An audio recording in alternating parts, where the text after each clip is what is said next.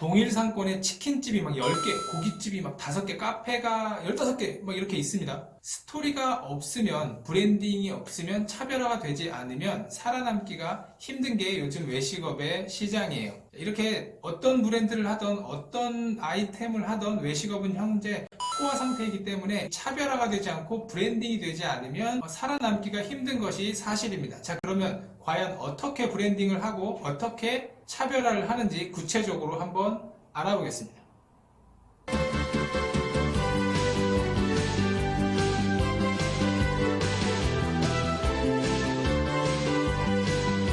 안녕하세요. 외식업에 종사하는 모든 분들을 위한 채널 제이아빠입니다.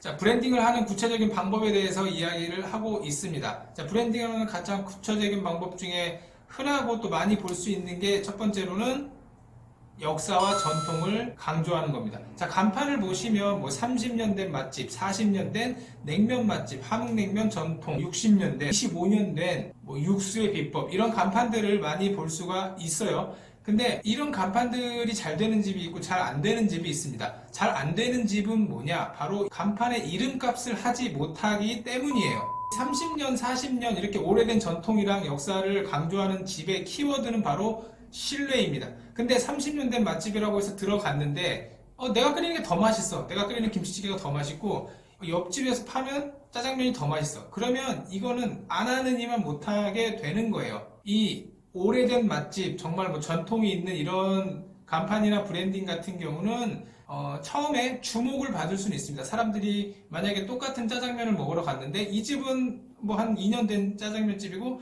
옆집이 40년 된 짜장면집이라고 해요. 그럼 첫 번째 40년 된 짜장면집으로 갑니다. 하지만 맛이 없다면 여기는 다음부터는 다시는 안 가는 짜장면집이 되겠죠.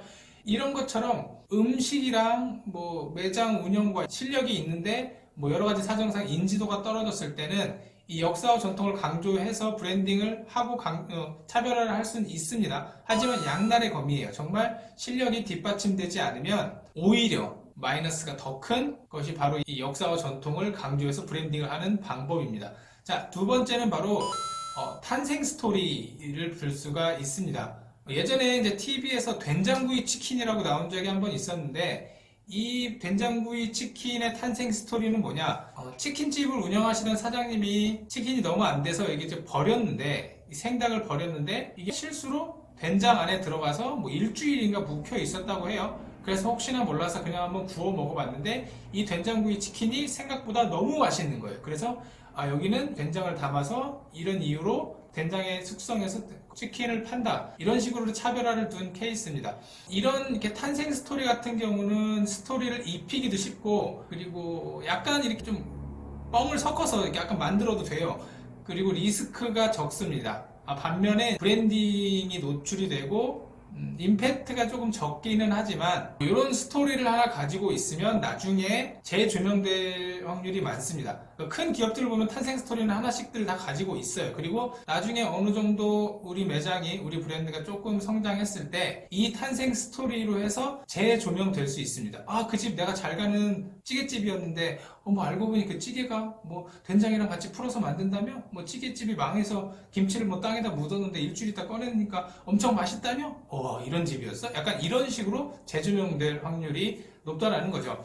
자, 그리고 마지막으로는 사회에 어느 정도의 이득을 주게끔 브랜딩을 하는 경우입니다. 저가 항공이 이제 막 생기기 전에 사람들은 비행기 티켓이 비싼 것이 아주 당연하게 여겨졌습니다. 내가 이걸 타고 하늘을 날아서 멀리 가고 외국을 가고 제주도를 가는데 당연히 뭐 비싼 거 당연한 거 아니야 라고 생각했을 때 나는 조금 더 여기서 거품을 빼고 이 거품을 빼서 저렴하게 항공권을 팔겠다, 항공사를 운영하겠다라고 했을 때 뭐 말은 많지만 어찌됐건 그런 이유로 사회에 이득을 주는 이런 브랜딩으로 저가 항공이 확 붐을 일으켰었습니다. 이게 그냥 틈새 시장이라고 얘기할 수도 있고 어차피 그 저가 항공을 운영하는 사람들도 돈을 막 떼돈을 벌고 있겠지만 그래도 어찌됐건 사회 다수에게 이득이 되는 방향으로 브랜딩을 한 겁니다. 그리고 이제 예전으로 거슬러 올라가면 이제 광산에서 광부들이 막 일을 할 때 바지가 맨날 해지고 때묻고 더러운 바지 입고 금방금방 버리고 이러는 걸 이제 청바지라는 형태로 광산에서 일하고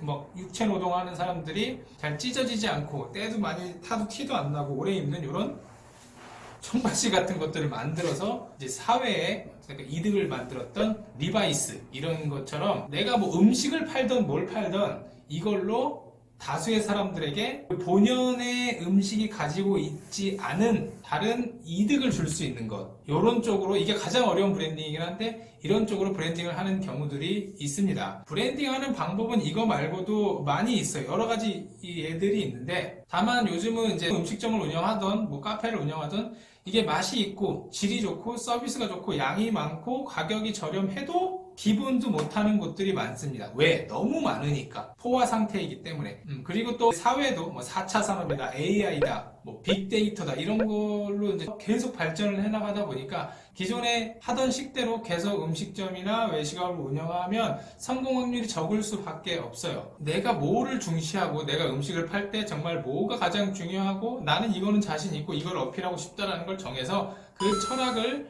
음식에 내 브랜드에 녹여서 쭉 강조를 할 때 내 브랜드가 내 본연의 브랜드가 생겨나는 것이라고 생각을 합니다. 뭐 돈을 들여서 로고를 제작하고 인테리어를 이쁘게 하고 메뉴를 포장하고 홍보를 하는 것도 브랜딩의 방법이긴 하지만 이 브랜딩을 할 때 내가 가장 중요시하는 게 뭔지를 정하고 어필을 하셔서 이 정말 레드오션 중에 극 레드오션, 핏빛 레드오션에서 살아남는 외식업 사장님들이 되시기를 기원합니다. 좋아요와 구독은 필수.